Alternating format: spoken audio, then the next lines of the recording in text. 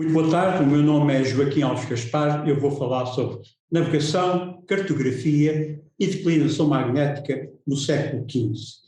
Vamos começar por rever alguns conceitos básicos que alguns de vocês, porventura, não terão bem presentes, que é o conceito de declinação magnética. Enfim, toda a gente sabe, quando temos uma bússola na mão, a bússola não está orientada exatamente para o norte geográfico.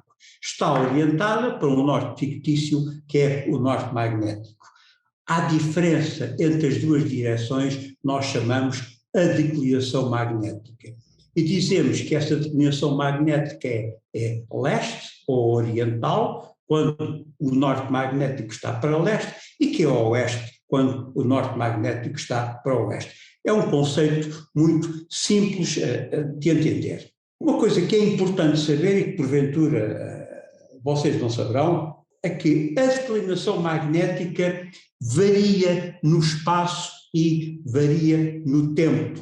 A figura que eu estou a mostrar agora mostra a distribuição espacial daquilo que nós chamamos as linhas isogónicas, isto é, linhas sobre as quais a declinação magnética, isto é, o ângulo entre o norte geográfico e o norte magnético, é constante. Por exemplo, há aqui uma linha verde na minha figura em que a declinação magnética é zero. Isso significa que um observador que esteja sobre essa linha verde verá o norte magnético exatamente coincidente com o norte geográfico. Ora bem, a partir do final do século XII, agulhas magnéticas, bússolas, começaram a ser usadas para apoiar a navegação no Mediterrâneo, substituindo gradualmente a observação dos astros, sobretudo da estrela polar, que apontava, como sabemos, aproximadamente para o norte. Tratou-se de uma revolução na navegação marítima, mas que teve o seu preço, que foi o das direções fornecidas pela bússola verem afetadas pela dita declinação magnética. Assim, o norte dos navegadores deixou de ser a direção do Polo Norte, geográfico, para passar a ser a direção indicada pela agulha magnética. Isto refletiu-se não só na navegação propriamente dita, mas também na cartografia, uma vez que as cartas náuticas eram construídas com base dessas direções. A correção dessas distorções aparentes não era fácil. Para corrigir as cartas e utilizá-las depois, seria necessário fazer duas coisas: realizar novas medições dos rumos entre os lugares em que a declinação magnética fosse corrigida e conhecer também a distribuição espacial da declinação magnética no mundo, a fim de corrigir os valores que eram dados pela bússola. Tratavam-se de duas tarefas gigantescas que só foi possível realizar muito mais tarde, a partir de meados do século XVIII, quando o problema da longitude no mar foi resolvido, e se passou a utilizar a chamada projeção de Mercator, em que era necessário, enfim, utilizar longitudes verdadeiras e direções verdadeiras, não direções magnéticas. Até lá, os pilotos continuaram a utilizar a velha carta de latitudes baseada em rumos da agulha, dando o devido desconto no que dizia respeito às posições dos lugares em longitude. É interessante verificar também, e este é um ponto importante, que todos os pilotos durante o século XVI estavam obrigados, através de uma ordem real, um regimento, a medir e a registar os valores diários da declinação magnética no mar. Para quê? Não para corrigir as cartas, mas muito provavelmente para servir de ajuda à navegação. Todos já sabiam que não havia uma relação simples entre os valores da declinação magnética no mar e a longitude. Isto é, as linhas isogónicas não eram meridianos igualmente espaçados, como o piloto João de Lisboa tinha teorizado no início do século XVI. Mesmo assim, sabemos que a declinação magnética era utilizada em certos pontos da rota para determinar quando se devia alterar o rumo. Por exemplo, os navios que se dirigiam à Índia através daquela grande volta do Brasil deveriam aproar ao Cabo da Boa Esperança assim que a declinação magnética tivesse um certo valor quando estavam mais perto da costa do Brasil. Da mesma forma, os navios que passavam ao sul do mesmo Cabo da Boa Esperança, com rumo leste, deveriam alterar a proa para nordeste, aproando à Índia, assim que a declinação magnética atingisse um outro valor. Estes são factos pouco comprovados através dos roteiros que chegaram aos nossos dias. Tudo isto para quê? Toda esta conversa para quê? Para introduzir a segunda parte desta palestra, que é a Carta de Isogónicas de Luís Teixeira, de cerca de 1585, onde pela primeira vez se desenharam linhas de igual declinação magnética num mapa. Aqui está ela, infelizmente em muito mau estado, embora a carta não esteja nem datada nem assinada, Armando Corção não teve dúvidas em atribuí-la ao cartógrafo Luís Teixeira, baseado em elementos estilísticos e na caligrafia. A data de cerca de 1585 tem alguma incerteza e foi recentemente corrigida por uma colega russa, Vera Dorofeeva-Litzman, para cerca de 1489, com base na geometria da Ilha do Japão.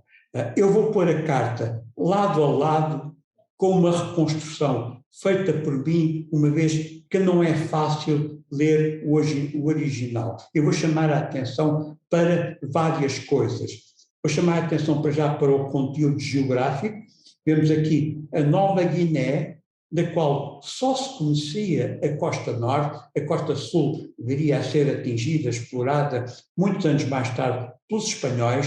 Vemos também a costa da China, do lado esquerdo, portanto, ao ocidente, vemos o Japão, vemos as ilhas das Filipinas, vemos Timor e, sobretudo, vemos um conjunto de linhas com a forma aproximada de parábolas com a concavidade voltada para a direita, que são as tais linhas isogónicas, que estão graduadas em valores de quartas. Quartas era o valor angular de 11 graus e um quarto utilizado na época, espaçado de quarta a quarta.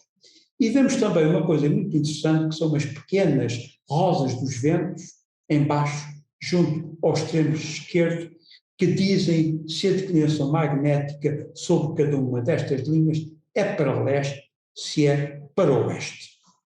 Um ponto a realçar, antes de prosseguir, é que esta carta foi elaborada mais de um século antes da Carta de Isogónicas do Atlântico, do astrónomo inglês Edmund Halley, que é sistematicamente considerada na literatura anglo-saxónica como a primeira do género.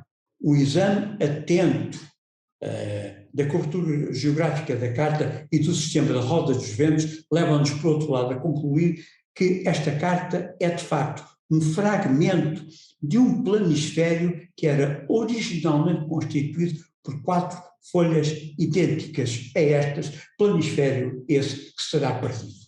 Agora, vamos ver qual é a exatidão destas linhas isogónicas representadas na carta.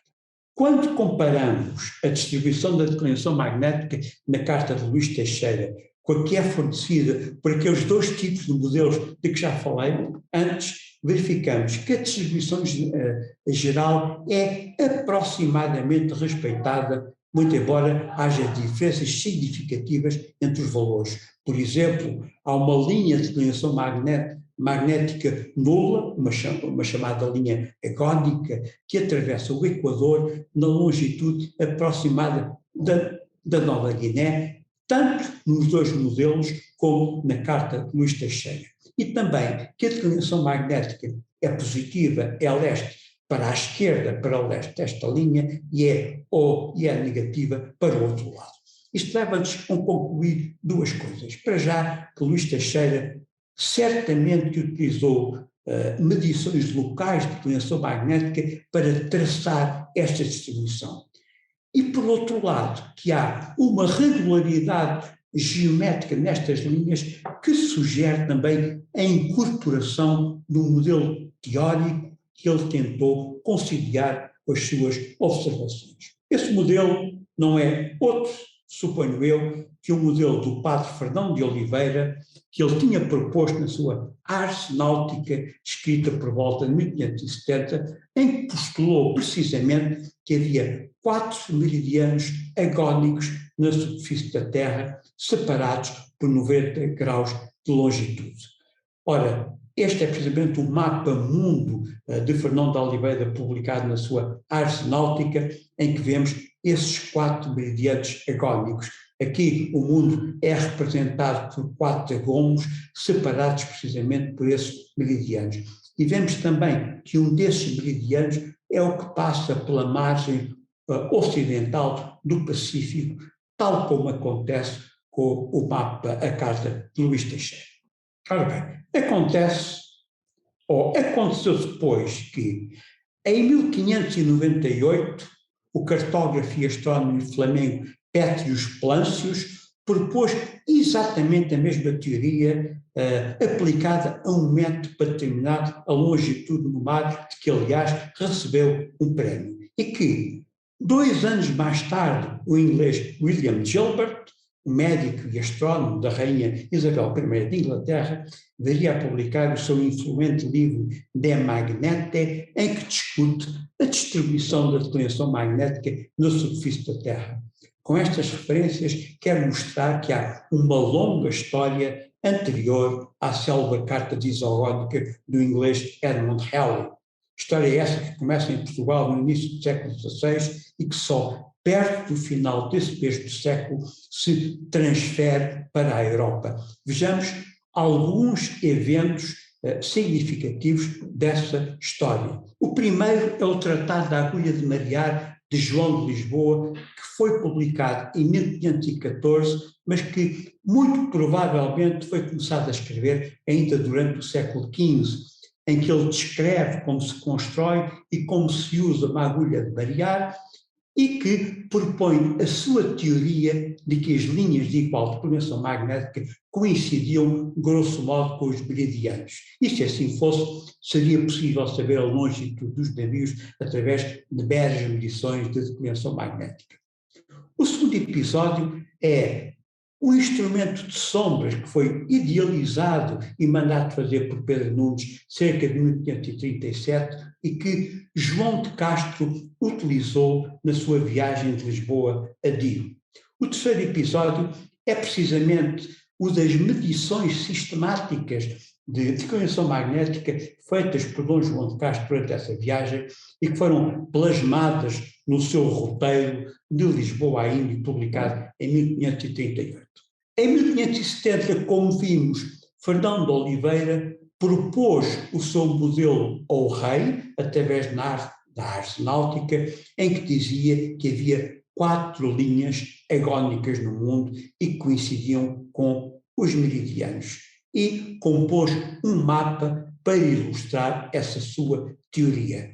Esse modelo haveria de ser adotado pelo cosmógrafo flamengo Pétrios Plâncios num método para determinar a longitude que ele concebeu cerca de 1590. E, finalmente, William Gilbert havia de publicar o seu importantíssimo livro De Magnete, onde leva estas considerações sobre a distribuição espacial da declinação magnética muito mais longe. Este livro havia de ser publicado em 1500. Só em 1702, Edmund Halley havia de publicar a sua carta impressa de isogónicas no Atlântico.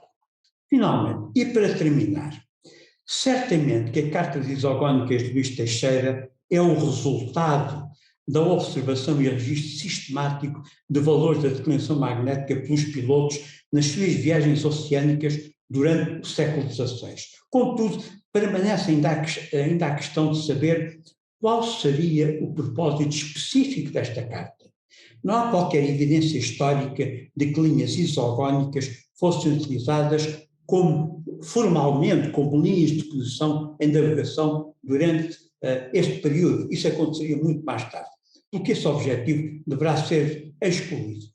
Uma alternativa mais promissora que é sugerida pela regularidade das linhas sobre a carta é que esta podia ter sido destinada a um uso teórico, em vez de ser destinada à navegação. E tal possibilidade é reforçada pela existência de um pequeno glossário com a tradução de nomes portugueses para latim na própria carta, o que sugere que esta pudesse ser destinada a um cliente erudito não português.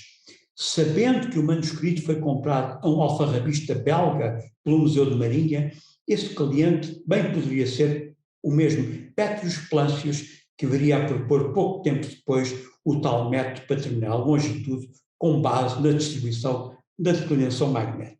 Enfim, qualquer que seja a verdade histórica, a carta de Luís Teixeira é um testemunho eloquente de como pessoas relativamente pouco instruídas, como pilotos e cartógrafos, estiveram na origem do desenvolvimento de teorias tão sofisticadas como aquela que sustentou que o magnetismo era uma propriedade de todo o planeta e não das rochas que produziam os ímãs. Muito obrigado.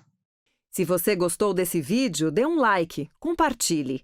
Aproveite para assinar o canal e ative as notificações.